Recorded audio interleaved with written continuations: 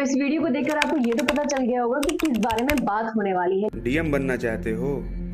IPS? आज इस video में आप अपनी लाइफ की वो 3 सीक्रेट्स लेकर जाएंगे जो आपको इस किताब से मिलेंगे। अगर आप अपनी लाइफ में इन 3 चीजों से स्ट्रगल कर रहे हैं कि आपकी लाइफ में आपको निराशा ही बार बार हाथ लग रही है और अपनी जिंदगी में आप ये नहीं समझ पा रहे हैं कि आप प्यार को चुने या करियर को चुने, और इसके साथ साथ कर्मण्येवाधिकार रास्ते मां फलेषु कदाचन ये जिंदगी में आपको कैसे उतारना है, तो आप इस वीडियो को लास्ट तक देखिएगा। आपको इस वीडियो के अंत में पता चल जाएगा कि ये किताब असल में सिर्फ आपके लिए है। तो सबसे पहले बात करते हैं कि आपके जीवन में सिर्फ निराशा ही हाथ लग रही है। लगातार आप मेहनत करते जा रहे हैं, घर की शादी ब्याह छोड़ देते हैं, दोस्तों के साथ बाहर घूमना छोड़ देते हैं, 10-12 घंटे की कंटिन्यूअस पढ़ाई इस आशा में कि जिस वैकेंसी के लिए हमने फॉर्म भरा है उन सिलेक्टेड लोगों में सिर्फ हमारा नाम आ जाए। और ऐसा करने में जरूरी नहीं है कि आपको सिर्फ 1 साल लगे, कई साल लग जाते हैं। लगातार असफलता पर असफलता, इंसान अंदर से टूटने लग जाता है। इस किताब में भी मनोज को अपने जीवन में कई सारे फेल्योर्स देखने पड़े। एमपीपीएससी के एग्जाम में असफलता हाथ लगी, यूपीएससी के एग्जाम में 3 अटेम्प्ट फेल हुए,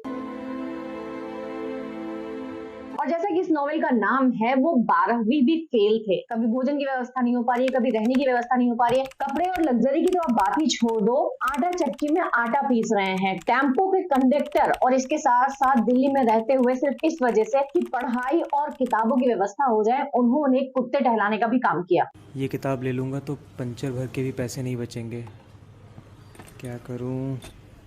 सभी मुसीबतों के साथ एक चीज थी जो मनोज के पास थी, वो थी संकल्प की शक्ति। फॉर एग्जाम्पल, एक कैटरपिलर का बटरफ्लाई में ट्रांसफॉर्मेशन। आपने देखा है जब वो कोकून स्टेज में रहता है तो ऐसा लगता है कि अंदर से कुछ हो ही नहीं रहा है, लेकिन अंदर ही अंदर एक रिमार्केबल रूपांतरण हो रहा होता है। ये प्राकृतिक विकास की प्रक्रिया है जिसमें आपको खुद पर ट्रस्ट, धैर्य और समय चाहिए। इस किताब से जो दूसरी सीख लेने वाली बात है वो ये है कि प्रेम और करियर में आप सिर्फ एक ही को चूज कर सकते हैं, वरना आप सफल नहीं होंगे। अक्सर लोग आपको समाज में ही कहते हुए मिल जाते हैं कि बबुआ ऐसे तो तुम उड़ नहीं पाओगे।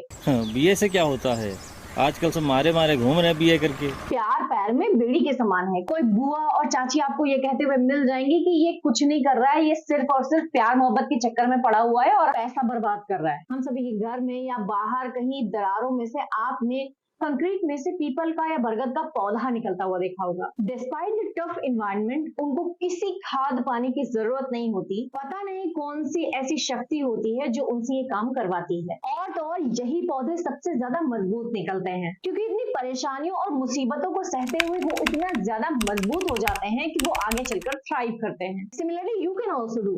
आप अपने जीवन में इन दोनों एस्पेक्ट को साथ में लेकर चल सकते हैं। अरे सफलता शेयर करने के लिए कोई मनपसंद इंसान भी तो साथ में होना चाहिए ना।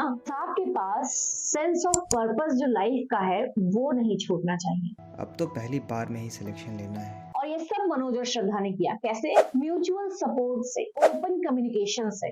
मैंने तो अपने जीवन की यात्रा तुम्हारे सामने रख दी। इन दोनों के बीच में अपने गोल्स, ड्रीम और लाइफ के चैलेंजेस के लिए ऑनेस्ट कन्वर्सेशन था। They supported each other emotionally so that they can align their aspiration. They not only nurtured their relationship but also they pursued their goals. Shraddha ने मनोज पर कभी डाउट नहीं किया और मनोज ने भी खुद पर कभी डाउट नहीं किया। मनोज से पहले श्रद्धा का सिलेक्शन हो चुका था, लेकिन उसके बावजूद ये सच्चा प्यार ही था जिसने एक दूसरे का साथ नहीं छोड़ा। कई बार आप किसी के विश्वास में विश्वास करते हो और प्रेम को अपने पैरों की बेड़ियां ना बनाकर अपने पंखों की मजबूती बनाकर उड़ान भरते हो। सफलता मिलने के बाद ही पता चलता है कि संघर्ष से सफलता तक की यात्रा ही जिंदगी जीना सिखाती है। इसी के साथ हम आ जाते हैं अपनी तीसरी लर्निंग पर, और वो है कर्मण्येवाधिकार रास्ते मां फलेषु कदाचन। गीता में श्री कृष्ण ने कहा कि तुम्हारा अधिकार बस प्रोसेस पर है, बाकी तो मुझ पर छोड़ दो। इमेजिन करो कि आप किसी माउंटेन पर चढ़ रहे हो।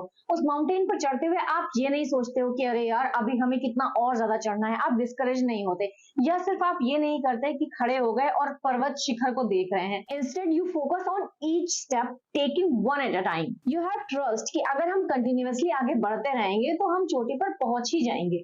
आप माउंटेन को वो एग्जाम समझिए जिसके लिए आप मेहनत कर रहे हो। आप कभी ना कभी तो हम शिखर पर पहुंच ही जाएंगे। आपको प्रोसेस पर फोकस करना चाहिए क्योंकि यही प्रोसेस आपके अंदर उस पद को पाने की पात्रता लाएगा। और फल की लालसा छोड़कर कर्म करने वाला मनुष्य ही अपने जीवन को सफल बनाता है। तो इस कहानी में मनोज ने सिर्फ प्रोसेस पर ही ध्यान दिया है और जीवन में क्या भयानक परेशानियां आई। एक किस्सा है, इंटरव्यू का सुनाते हैं कि जब वो इंटरव्यू देने गए थे तब वहां पर बोर्ड के जो मेंबर हैं उन्होंने उनसे कहा कि आपको अंग्रेजी नहीं आती और आप 12वीं फेल हैं, हमारे पास और भी ज्यादा अच्छे बच्चे हैं तो हम आपको क्यों लें। उस समय जब उनके ऊपर दबाव बन रहा था तब एक बोर्ड मेंबर ने कहा कि आप पानी पी लीजिए। तो उन्होंने कहा कि मैं पानी नहीं पी सकता। उन्होंने बोला ये पानी कांच के गिलास में है जबकि मैं स्टील के गिलास में पानी पीता हूँ। तो जो बोर्ड मेंबर थे वो बहुत ज्यादा नाराज हो गए इस बात पर कि ये कौन सी बात है, मेन मकसद पानी पीना है कि तुम कांच के गिलास और स्टील के गिलास में फर्क कर रहे हो। तब उन्होंने यही कहा कि भाई आप हिंदी और इंग्लिश में क्यों फर्क कर रहे हैं, मेन मुद्दा तो सेवा करना है ना। तो इससे क्या सिद्ध हुआ कि पूरी लाइफ प्रोसेस पर फोकस करते हुए इंटरव्यू में जब दबाव बना तब भी उन्होंने प्रोसेस पर ही फोकस किया कि अब इस सिचुएशन से मुझे कैसे निकलना है। उनका फोकस फियर या फेल्योर पर नहीं गया, पैनिक बटन ऑन नहीं हुआ और उन्होंने ये किया कैसे, माइंड